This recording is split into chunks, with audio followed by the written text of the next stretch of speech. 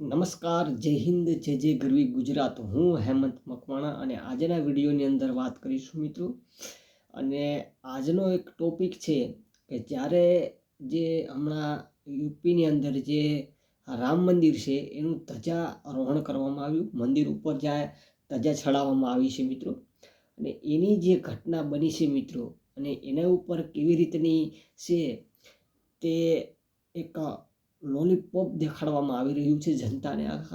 આખા ભારતની જનતાને કેવું લોલીપોપ દેખાડવામાં આવે છે એની વિડીયોની વાત કરીશ તો મુદ્દો કંઈક એવો છે કે પ્રધાનમંત્રી મોદીજી દ્વારા વિડીયોની અંદર બતાવવામાં આવે છે કે રિમોટ કંટ્રોલથી ધ્વજ ચડાવવામાં આવ્યું છે. પરંતુ આની સત્યતા દરેક હિન્દુ ભાઈઓની, હિન્દુ સમાજના અને ભારતીય જેટલા પણ લોકો છે આની વિશે આની પાછળનું જે પડદા પાછળનું જે સત્ય ઘટના છે તે જણાવીશ મિત્રો. એટલા માટે જો આપણી ચેનલ ઉપર તમે નવા હો તો આપણી ચેનલને સબસ્ક્રાઈબ કરી દો, જેથી કરીને તમને પણ આના વિશે માહિતી મળે. અને જે મીમ્સ અથવા તો રીલ્સ જોઈ અને તમે પણ જે હિન્દુ વાતો કરો છો તેના ઉપરથી આજે આ વિડીયો બનાવવાનું મને મન થયું કે નહીં, ચાલ હું તમને આના વિશે થોડી માહિતી આપું.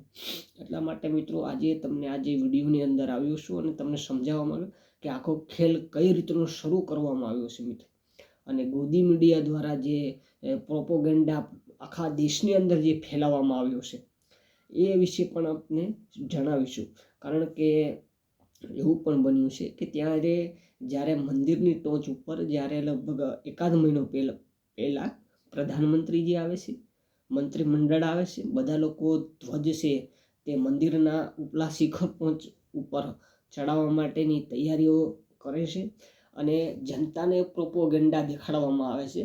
અને ન્યૂઝ ચેનલોવાળાનો કંઈક અલગ જ નજારો જોવા મળે છે. અને તમામ ચેનલો ઉપર એવું બધું વાયરલ કરવામાં આવે છે કે પ્રધાનમંત્રી મોદીજી રિમોટ કંટ્રોલથી બટન દબાવ્યું, એવું મશીન આવ્યું છે કે મશીનનું એક બટન દબાવો એટલે ધજા છે તે ઉપર સુધી પહોંચે છે અને તે શિખર સુધી છે તે પહોંચે છે.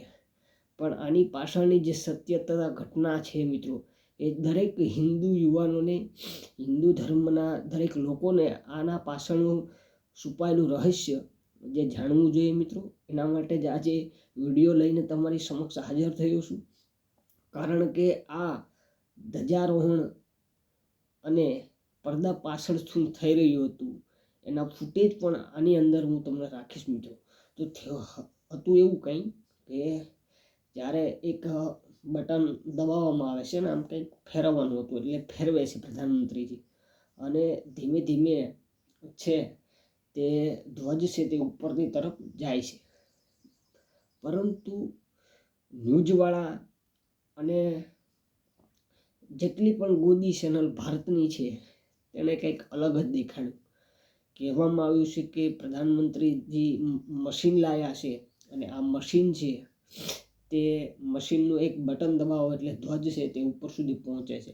પણ પાછળની ઘટના એવી બની કે મંદિરનો જે પાછલો ભાગ હતો ત્યાંના પાછળ કોઈ પણ કેમેરો કે કોઈ માણસ નહોતું. પણ પાછળની ભાગમાંથી જે મંદિરની ઉપર જે આપણા ભારતીય સેના છે તેમના જાબા જેવા સિપાહીઓ દ્વારા આ ધજાને છે તે ખેંચવામાં આવતી હતી. અને આ છે તે કોઈને પણ દેખાડવામાં ન આવતું હતું. કારણ કે ગોદી મીડિયા છે તે ચેનલ ઉપર કંઈક આવા જ વિડીયો દેખાડતી હતી કે જે વિદેશથી મશીન લાવ્યું છે, આ પણ મશીન લાવ્યું છે તો સવાલો પણ ઘણા છે.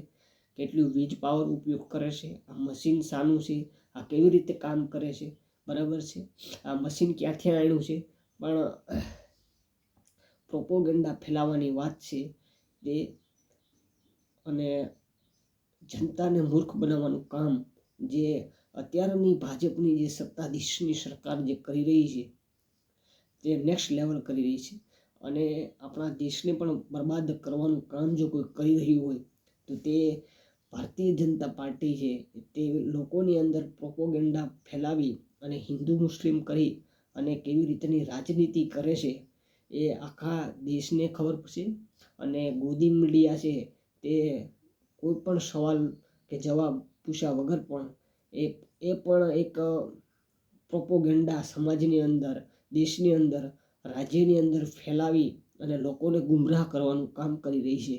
મિત્રો, તો આ સત્યતા જાણવી અને આના વિશેની જેટલી પણ માહિતી હોય ને, તમને આ વિડીયો કેવો લાગ્યો, અને જો આ વિડીયો તમને સારો લાગ્યો હોય તો કમેન્ટ કરી દેજો અને શેર કરી દેજો, જેથી કરીને આવી નવી જાણકારીઓ તમારા સુધી પહોંચે મિત્રો.